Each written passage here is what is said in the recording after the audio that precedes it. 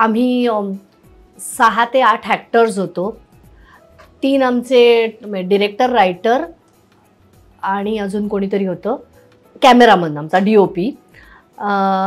ह्या सगळ्यांचे पैसे थकवले होते, सगळ्यांचे. आणि नावाजलेला प्रोड्युसर किंवा ती सिरियलही खूप कमी अवधीमध्ये बंद पडली. म्हणजे आपण म्हणतो ना, सिरियल सुरू झाल्यावर साधारण रोलिंग सुरू व्हायला 3 महिने लागतात. रोलिंग सुरू व्हायच्या आधी आमची सिरियल बंद झालेली होती. पण खरं तर उत्तम सिरियल होती, चालली असती तर खूप चांगली चालली असती.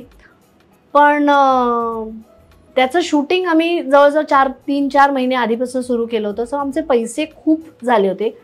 अचानक बंद झाल्यामुळे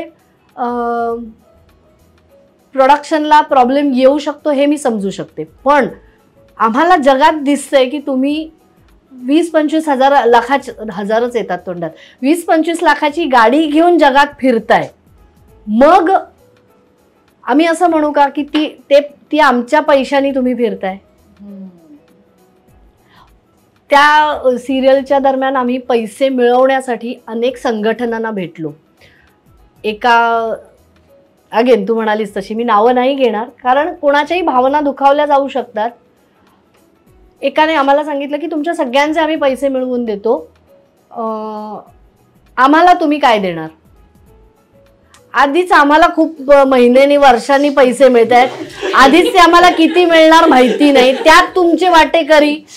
सो त्यांना नाही. मग आम्ही तेव्हा आदेश बांदेकर आहेत ना, आदेश सरांना फोन केला होता. आणि आदेश सरांनी ह्या सगळ्या, आदेश सरांचं नाव घ्यायला मला का भीती वाटली नाही, कारण त्यांनी आमचे पैसे मिळवून दिले. आणि आदेश सरांनी आम्हाला सगळ्यांना, आम्हाला त्यांनी विचारलं की एक ड्यू रिस्पेक्ट म्हणून, किंवा तो माणूस कुठेतरी लॉसमध्ये आहे म्हणून तुम्हाला जर त्याला काही सवलत द्यायची, की समजा तुमच्या प्रत्येकाचं काही 10 रुपये, 15 रुपये, 25 रुपये जे काही बॅकलॉग आहे तेवढं हे करून तुम्हाला त्यांना काही एक रिटर्नमध्ये अमाऊंट द्यायची आहे का, की तो लॉसमध्ये? म्हटलं तो माणूस लॉसमध्ये अजिबात नाही, तो 25 लाखाची गाडी घेऊन फिरतोय. आणि तो जर लॉसमध्ये असताना ज्या दिवशी त्यांनी सिरियल बंद केली त्याच दिवशी त्याने सगळ्यांना आम्हाला बसवलं असतं ना, काहीही प्रॉब्लेम नव्हता. आम्ही वर्ष नाही 2 वर्ष थांबलो असतो. एक काय म्हणतात ते बिनव्याजी इन्व्हेस्टमेंट होती आमची, ती कधीतरी मिळाले असते पैसे, थोडे थोडे करून काय ना मिळाले असते.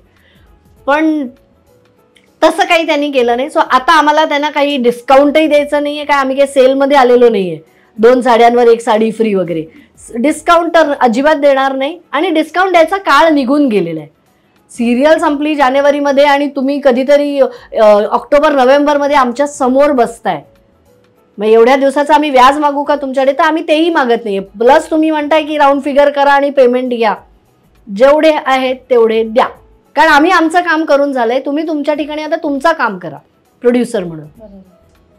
सो ते पैसे आले, परत आले थँक्स टू आदेश सर, आदेश बांदेकरांमुळे आमचे पैसे मिळाले. पण त्या काळात खूप मनस्ताप झाला, कारण आपण आपलं काम करून झालेलं असतं आणि असं असतं की 3 महिन्यांनी काय ना हे पेमेंट येणार आहे. आणि मी माझ्या घरातल्यांना त्रास देते म्हणून मला कोणी कामाला नाही पाठवत. छान पैसे मिळणार आहेत, प्रत्येक जण सकाळी उठून कामाला काय येतो तर आपल्याला पैसे मिळणार म्हणून. तेच जर मिळणार नसतील तर मग का करायचं ना असं काम. मराठी चित्रपटसृष्टीमधील latest update, original web series, shows, गाणी आणि एंटरटेनमेंटसाठी आमच्या चॅनलला सबस्क्राईब करा आणि बेल आयकॉन दाबायला विसरू नका.